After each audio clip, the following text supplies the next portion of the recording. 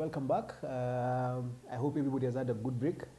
2023 is here with us. First and foremost, on behalf of Rware Central Hotel, I want to say thank you to all those people who checked in here, who supported us over the holiday period. Wale watu walikula mbuzi zetu, wale watu walikula pilau, people who spent their holiday time in our accommodation, accommodated here. We are very grateful. You guys are the ones who are keeping us going, and you also give me the space to be able to speak to you every week or every couple of days about what's happening in the country. So thank you so much on my behalf and behalf of everybody who works for Rware Central. Now the year has begun, and it has begun, it's the first week, and it feels like we are on top form. I mean, I was just looking at the news items from Nanyuki. One of the things, as usual, the president is doing is setting an agenda. Now, all of us are talking about the fact that he's in Nanyuki. All of us are talking about the fact that he called his own government there. All of us are talking about whether he or not he's trying to control all the arms of government. I know we had a conversation late last year about him talking about the judiciary. Now he's called the legislature, he's called the county governments. They've all gone to sit with him. I think from the positive side, what he's trying to do is make sure everybody knows what his plan is. He wants to make sure Parliament knows what his plan is. He wants to make sure the governors know what his plan is. And that was one of the things that you could see a dysfunction in the previous government. There was a disconnect between what the county government was running after, what Parliament was running after, and what the executive was doing. And maybe what he's trying to do is solve that problem by making sure everybody is on the same page. The challenge about that is that, of course, there are some people who are seated somewhere just waiting for him to do that so that they can start poking holes in his plan. In an ideal situation, everybody having a plan would be working according to that plan. But you can be sure in the course of the next couple of days, we are going to be listening to the opposition saying, oh no, why is he trying to control Parliament? Why isn't he? Does he understand about the independence of institutions? So, and that's what politics is all about. But looking with a sharp focus on what he has actually tried to achieve. First, there is no excuse by anybody in his government, whether you're a parastatal head, whether you're a PS or a CS, that you do not know what Ruto wants to do as president. You cannot give that argument. You spent 4 days listening, and I hear those meetings are starting early, my friend. They are starting on time. They are running according to a program. He actually has a plan. He kept saying during the campaigns, he has a plan. We didn't believe him, and some of us didn't believe him. But you can see he's implementing something that he has had in his mind, and he's trying to pull everybody on board. So this is a good thing. This is one of the things that was lacking in the past. Something else I also noticed that he has done, and I was telling some friends of mine, some leaders of Parliament who had actually come to Rware over the holiday period, and we were just talking about how much investment the president and his party have put into the politics of the country. They are making sure people are up to date with what is happening. And sometimes I feel as if the president is going to start having a challenge balancing politics and policy, because it's always easier to do one thing, not both. Policy requires you to be non-emotional, to think with your mind. Policy requires you to think with your mind. Politics requires you to think with your heart.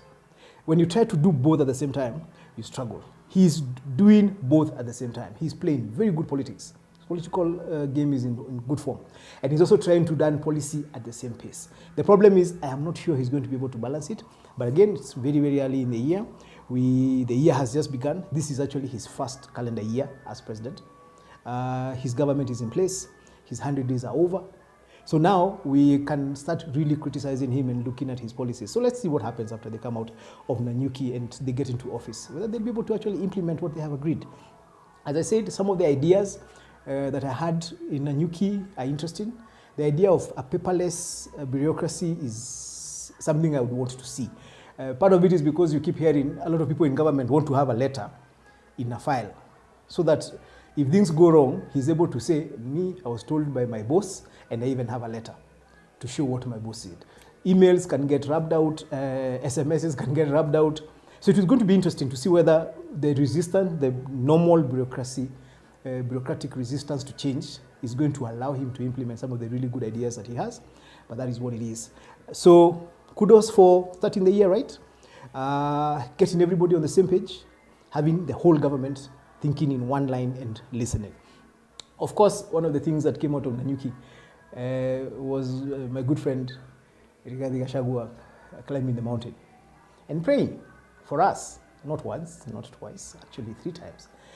He went up the mountain, and he was going up at 3 a.m. in the morning, 4 a.m. in the morning. And man, my dad and I were watching one of those news items, and my dad said, yeah, he looks like a Mau Mau. So he's really getting this thing of kijana ya Mau Mau right.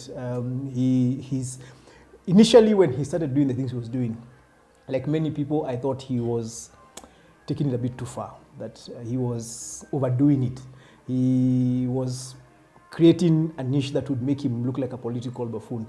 But gradually, you're starting to see this looks like a guy who has a plan. He literally cut a niche for himself. We talked about Nanyuki, and then we talked about Rigathi. You know, we keep talking about him. The other day from Nyeri, he made a comment about Nairobi and matatus and whether they should come in, and we forgot, and it was like 3 weeks ago. We are still talking about it. Somehow, either deliberately or by default, and in politics it's very hard for things to be done by default, he's gradually cutting a niche for himself as somebody who is his own person. But then he's also being very strategic. You get the vibe he has decided he's not going to go into a fight with his boss. So he's always very humble and very, he's not trying to challenge his boss. He's not trying to challenge his boss's space. And the boss is also showing him, so in Nanyuki there was an interesting moment where Ruto seemed like he was defending Rigathi in regards to the work he's been given and the mandate they have, where he said, the deputy president and myself were mandated by the people. Then everybody else here has been given the mandate through us. That was like a way of trying to say me and Rigathi are on this side and everybody else was on that side. There was a feeling initially that there was some tension, but they're managing it. If there's any tension, they're managing it well. But you can tell Rigathi is doing his work, but he's cutting his niche out for himself. And he's done a good job. He's now been given the responsibility of trying to solve Meru's issues, trying to bring Kawira and the MCAs. That's going to be an interesting thing to watch, how that is going to show up. But then also he's delivered. I mean, you see, we had this issue in Kandara, we had the by-elections that just happened, and UDA has actually been able to cut a niche for themselves, and they are still showing their supremacy. They have managed to recover every seat that they had, which is something, because usually when a party takes over government, then they start losing steam as they start having their own internal fights. They took all their seats back, and that is something. I think as we try and wrap up this thing, one of the things I want to say, going back to Rigathi, his power of messaging is brilliant. Recently, as the year was ending, he said that as we get into 2023, maudo ni matatu, mambo ni tatu. We're going to be dealing with tea, we're going to be dealing with coffee, we're going to be dealing with milk. That is a powerful message. If he is able to keep on that message, it's a kind of message that can bring the entire region behind him. And I know there are people who feel like he's concentrating too much on the region, that he should remember he's the deputy president of the country. But then he's also telling us that everybody comes from somewhere. Whether you're a chief minister, you have issues about sugar in Western. Whether you come from the coast, that you get into office to deal with where you come from and the rest of the country. He has set his agenda. He's saying that he's going to be dealing with tea, he's going to be dealing with coffee, he's going to be dealing with milk. Now, those are things that everyone who comes from where he comes from, which is the Mount Kenya region, which comes from Central Province, or Meru, or those of us who come from Nyeri, we're looking at him and saying, well done. If you can deliver that one, we will listen to you. And this is how you start getting onto your way of being a regional kingpin, because as we said, it is a process. One of the questions that was asked as I finish, in some of the feedback I was getting from the last couple of videos we've done, is what happened to Jubilee. We didn't field anyone in the by-elections. And in my opinion, I think Jubilee is starting to look like a lost case. Sometimes we're asked by people, why didn't you guys see this coming? And now that I'm outside and I've listened to people and I've heard people speaking, I have talked to people from Nyeri and across various places I've been visiting, I have to admit, first, as Jubilee, we were disconnected. We were disconnected from the ground. We were not listening to the ground. Maybe we focused too much on doing government work and forgot that we are primarily politicians.